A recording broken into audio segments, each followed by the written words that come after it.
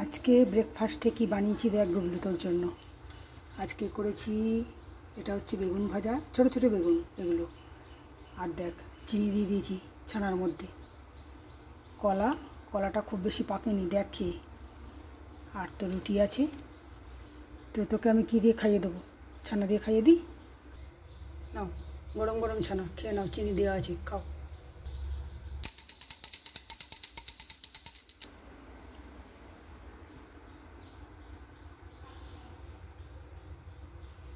গুবলু দিদির ইউনিভার্সিটির এটা হোস্টেল,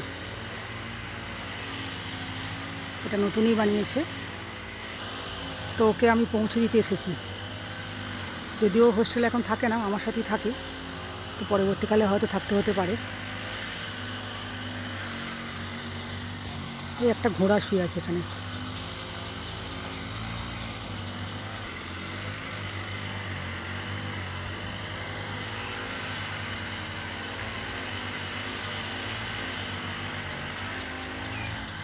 তো এখন আমি বাজার যাব আর তারপরে বাড়ি ফিরব। আজকেও রান্না করতে আমার দেরি হবে, রোজই আমার কিছু না কিছু কাজ থেকে যায়, এইভাবেই আমার দেরি হয়ে যায়। এগুলো দিদির এটা ফিল্ড, আর এইখানে এখন ট্রাক্টর দিয়ে মাটিটা চষা হচ্ছে। ওকে নিয়ে এলাম এখানে, আর ঘোড়াটা কীরকম দৌড়াচ্ছে একবার দেখো, ঘোড়াটা ভয় পেয়ে গেছে।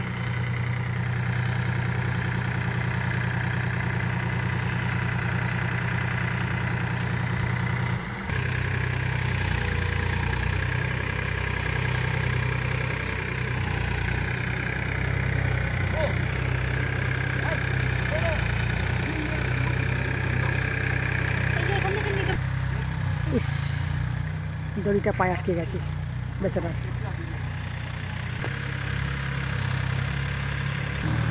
এখানে এগুলো পদ্ম না শালুক কী হয়েছে, এখানে কিন্তু প্রচুর পদ্ম হয়,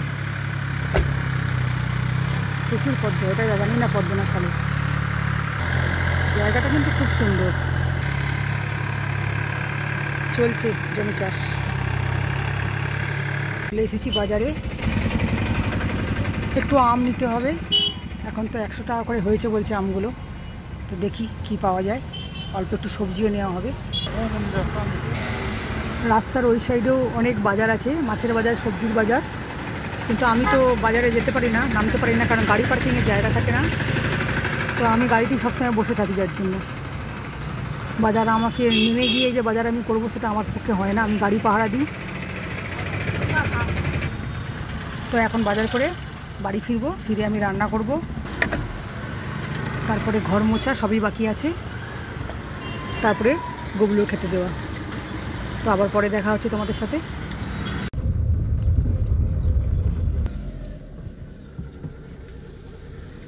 তো কি কি বাজার করেছি দেখো, এখানে আজকে 10-এরই আম, এটা কত দাম নিয়েছে জানো, 100 টাকা করে। আর ল্যাংড়াটা একটু কম হয়েছে, 80 টাকা করে নিয়েছে আজকে। এমাত্র তো পচা, দেখেনি নাকি। আচ্ছা, একটুখানি সল্টেড বাদাম নেওয়া হয়েছে ভাজা, পটল আছে, বেগুন, 2টো উচ্ছে, 250 ঢেঁড়স, আর এটাকে কী বলে, খরমুজ। এটা তো জানি না কেমন খেতে, আমি খাইনি মনে হচ্ছে আগে। তো আজকে এই বাজার হয়েছে মোটামুটি। চলো এগুলো সব গুছিয়ে ফেলি। আমগুলো পাকা, তাই আমি ফ্রিজেই রেখে দিলাম, এগুলো সব গুছানো হয়ে গেছে, এবার রান্না করব। আজকে গুবলুর লাঞ্চে কি বানাবো ভাবছিলাম, তো অনেকটা দুধ ছিল, আমি ছানা করে নিয়েছি, তো ভাবলাম কি ছানার বড়ার তরকারি করে ফেলি আজকে আমি। তো এখান থেকে পিস পিস করে খানিকটা আমি রেখে দেবো, আর বাকিটা ছানার বড়ার তরকারি করব। তো এগুলো আমি পিস করে নিয়েছি, এগুলো একটা আমি কৌটোয় ফ্রিজে স্টোর করব, অন্য কোনো দিন রান্না করব। আর বাকি এখানে আমি নিয়ে নিয়েছি, এটা দিয়ে আমি আজকে ছানার বড়া বানিয়ে তরকারি করব। অনেকটা হয়ে গেছে ছানা। তো এর মধ্যে আমি এক এক করে একটু নুন, একটু ধনে গুঁড়ো, একটু জিরে গুঁড়ো, কাশ্মীরি লঙ্কার গুঁড়ো, আর একটু আদা বাটা দিয়ে এটাকে আমি ম্যারিনেট করে রাখবো। তো এগুলো দিয়ে আমি এখন এটাকে ভালো করে মেখে রাখছি, রেখে আমি বড়ার আকারে এগুলোকে আমি ভাজবো।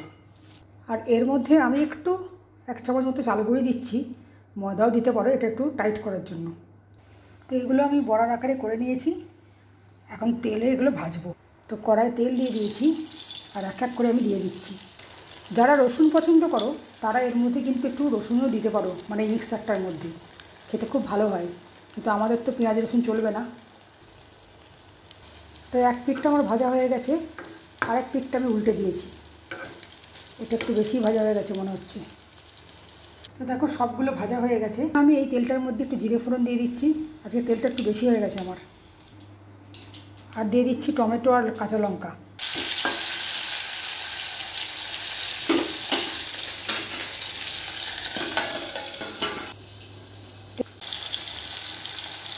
এখন এক এক করে আমি সব মশলা এর মধ্যে দিয়ে দেবো। আদা দিলাম, ধনে গুঁড়ো, জিরে গুঁড়ো, তো এক এক করে কাশ্মীরি লঙ্কা, হলুদ গুঁড়ো, নুন আর একটু চিনি আমি দিয়ে দিয়েছি। তো মশলাটা একটু কষিয়ে নিচ্ছি আমি। তো একটুখানি ছোলা মশলা দিয়ে দেবো।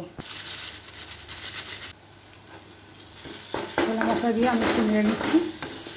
মশলাটা হয়ে গেছে, এখন আমি জল দিয়ে দিচ্ছি এর মধ্যে। তো ঝোলটা ফুটে গেছে, এখন আমি বড়াগুলো এক এক করে দিয়ে দিচ্ছি। বড়াগুলো দিয়ে আমি বেশি ফোটাবো না, কিন্তু একটু ঘি দিয়ে নামিয়ে নেবো। ওয়েস্ট বেঙ্গল থেকে ঘি এনেছিলাম, ঘি আমার এখন প্রায় শেষ, আবার গেলে নিয়ে আসতে হবে। একটুখানি কসুরি মেথি দিয়ে দিচ্ছি ক্রাশ করে, আর একটু ঝোলঝোলই নামাবো, কারণ পরে ঝোলটা টেনে যাবে একটু। তো এটা আমার রেডি হয়ে গেছে। তো দেখো একদম সিম্পলভাবে বানিয়েছি, আমার রেডি হয়ে গেছে ছানার বড়ার তরকারি। আজকে তো রোদ তো ভালোই উঠেছে, আবার মাঝে মাঝে মেঘলাও করছে। বৃষ্টিটা কিন্তু আজকে হয়নি। এইখানে দেখো গাছে কত বেদানা হয়েছে, কিন্তু খেতে ভালো না। একদিন একটু ভেঙে খেয়ে দেখেছিলাম, টক আছে, অনেকগুলি হয়েছে। দেখো গাছে আমও কিন্তু বেশ ভালোই হয়েছে, কিন্তু এখনও ভালো বড় হয়নি, পাকেনি এখনও, একটা একটা হালকা রং ধরেছে। আর দেখো সেই গোবলু দিদি যে মাটি নিয়ে এসেছিলো কলেজ থেকে, মানে ইউনিভার্সিটি থেকে, তার মধ্যে দেখো ধান চাষ করছে টবের ভিতরে। দারুণ বড় বড় হয়েছে, খুব সুন্দর হয়েছে, কিন্তু দারুণ লাগছে না দেখতে। আর এই মণিপুরে প্রচুর ব্যাঙ, ব্যাঙ টিকটিকি ভর্তি। টবের মধ্যে কি ধান আদৌ হবে? দেখা যাক হয় কি না। ওর তো এটা রিসার্চের কাজ, ও করছে। তো চলো এখন ঘরে যাই, ঝটপট গ্যাস পরিষ্কার করে গবলুকে এবার খেতে দিয়ে দেবো। ভাতটা রান্না হয়নি এখনও, ভাতটা করব। আজকে অফিসও খোলা, প্রচুর গাড়ি দাঁড়িয়ে আছে। চলো ঘরে যাই। তো দেখো গ্যাস ট্যাস মুছে আমি পরিষ্কার করে নিয়েছি। এখানে ভাতটা চালটা ঠিক করে রেখেছি, ভাত করব। তো চলো ভাতটা এখন বসিয়ে দিই। রোজই কাজ করতে করতে আমার বেলা হয়ে যায়, কিছুতেই তাড়াতাড়ি হয় না। গুবলু তোর লাঞ্চ নিয়ে চলে এসেছি আমি। আর আজকে তোকে কি বানিয়ে দিয়েছি দেখ। আজকে তোকে আমি বানিয়ে দিয়েছি এখানে মুগের ডাল, এটা হচ্ছে আলু বরবটি আর পটল দিয়ে একটা ভাজা, শসা আছে, ভাত আছে, আর এটা হচ্ছে ছানার বড়ার তরকারি, আলু ছাড়া করেছি এটা। আর যেমন ফল থাকে ফল আছে, আজকে কলাও আছে। তো নাও, তুমি খেয়ে নাও, নাও খাও, একটু শসা খাও। একদম ঠান্ডা ঠান্ডা ফ্রিজে রেখে দিয়েছিলাম, শসা আর আম ফ্রিজে রাখা ছিল।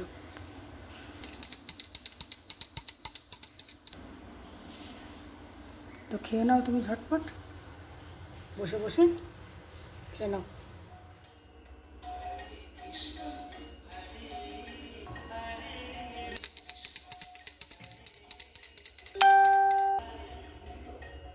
নাও গুবলু, তোমার ডিনার আজকে খাও।